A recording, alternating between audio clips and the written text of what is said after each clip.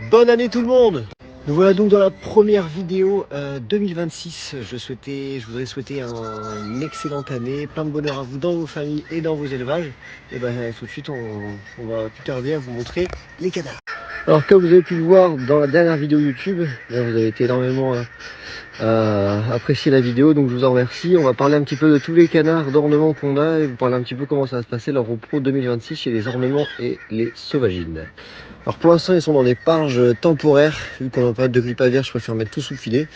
Et à partir de fin janvier, début février, on pourra les remettre dans leur parc définitif pour la reproduction 2026.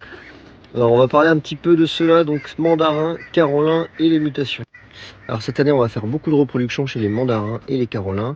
Donc, comme vous pouvez le voir, on a 7 couples de mandarins couleur classique et 5 couples de carolins classiques. On a également des carolins argentés, juste ici, on a 3 couples.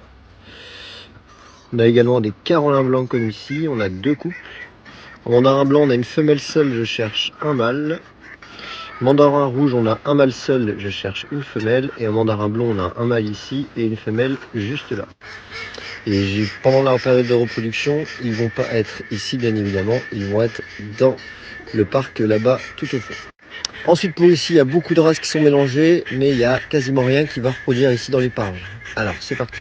Déjà les versicolores, donc la sarcelle qui est juste ici avec le bec bleu, donc ici c'est le mâle, et juste là c'est la femelle.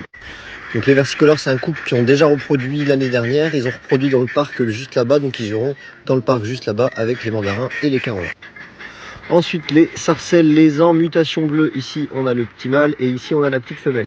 Pareil que les versicolores, c'est des canards qui ont déjà reproduit ici dans le parc là-bas, donc ils iront là-bas avec les mandarins, les carolins et les versicolores. Ensuite pour les siffleurs du Chili, on a un mâle juste ici et la femelle juste là-bas. Pareil, ils ont déjà reproduit l'année dernière dans le parc là-bas, donc ils iront là-bas avec les mandarins, les carolins, les versicolores et les lézons bleus. On va pas avoir le temps de faire toutes les races, donc n'hésitez pas à mettre en commentaire si vous voulez une partie 2, je vous expliquerai un petit peu où est-ce que va tout ce monde derrière. Allez salut et encore bonne année!